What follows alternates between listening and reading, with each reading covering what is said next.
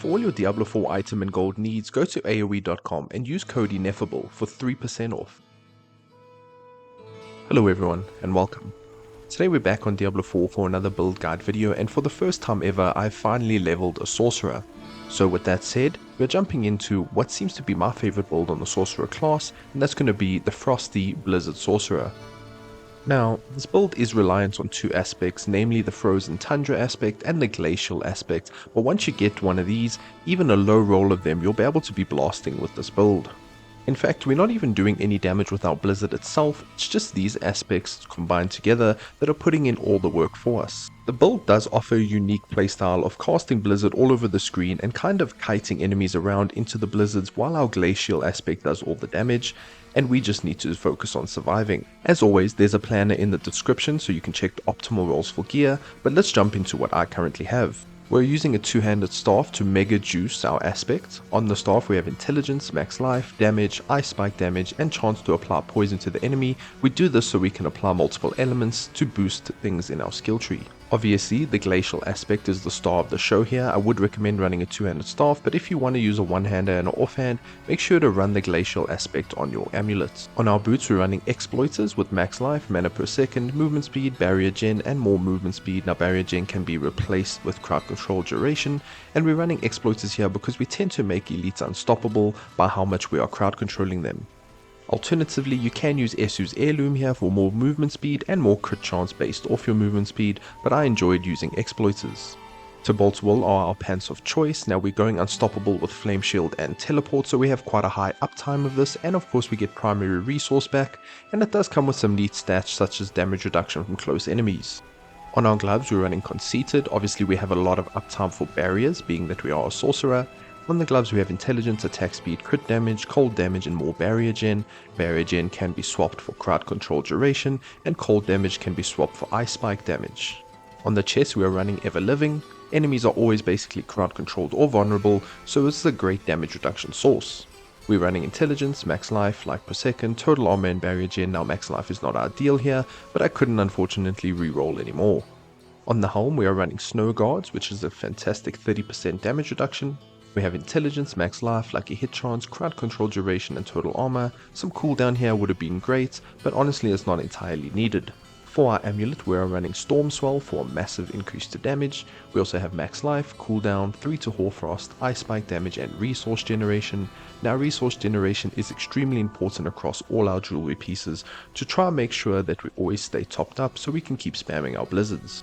For our first ring we are running Ring of Starless Skies. Now this is best in slot, but I will have some suggestions later on for you.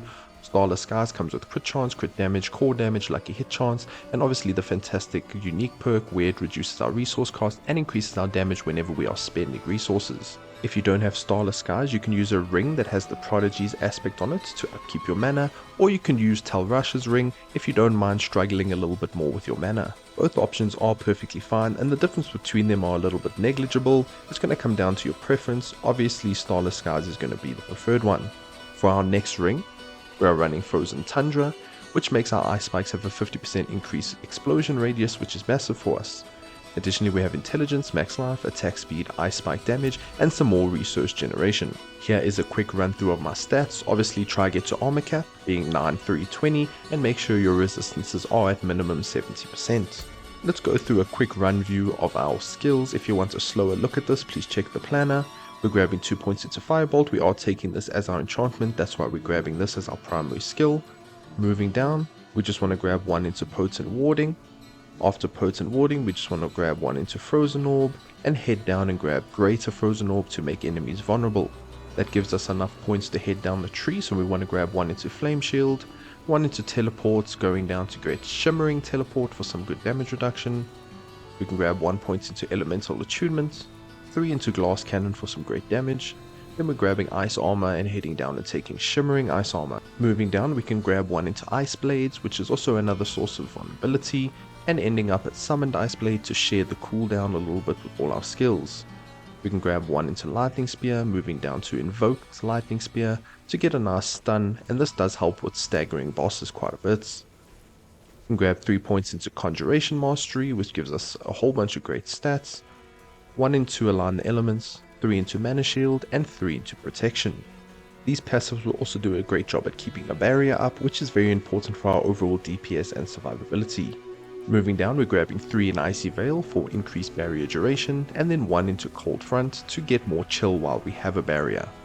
We're then taking Blizzard, with Enhanced Blizzard, and ending off with Mage's Blizzard, which is an awesome duration increase. Now like I said before, Blizzard is not actually doing any damage, so don't drop more points than you need to. Next into Inner Flames, and then 3 into Devouring Blaze. Enemies are being set alight through our enchantment slots, so we can grab some nice passives to help with that. Moving down, we're grabbing 3 into Permafrost, 3 into Icy Touch, 3 into Frigid Breeze for some mana regen, and then 3 into Hoarfrost. We're ending off with 1 into Fiery Surge down at the bottom. And then finally our capstone passive is Via's Mastery, which says it only applies to shock skills, however it is bugged and it is affecting all elements, plus we get a nice 20% damage reduction from close enemies, so this is best in slot currently.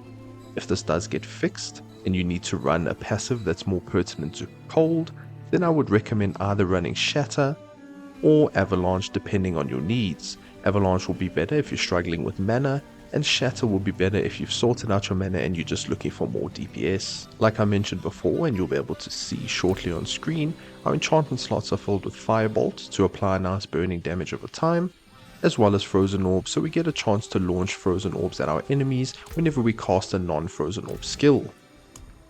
While I am flashing the Paragon board on screen, please be reminded that the planner is in the description so you can see a more accurate version of it. As for actual thoughts on the build, I think it's extremely comfortable. Our damage coming from one aspect means as soon as we get one of them, we're pretty much cruising to the finish line. The build is extremely easy to play, it doesn't rely on infinite flame shield to be good.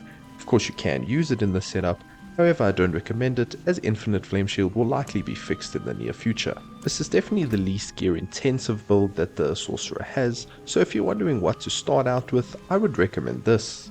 Just like every other video, I have a pit tier 80 coming up for you guys just so you can see how the build performs in a somewhat high setting.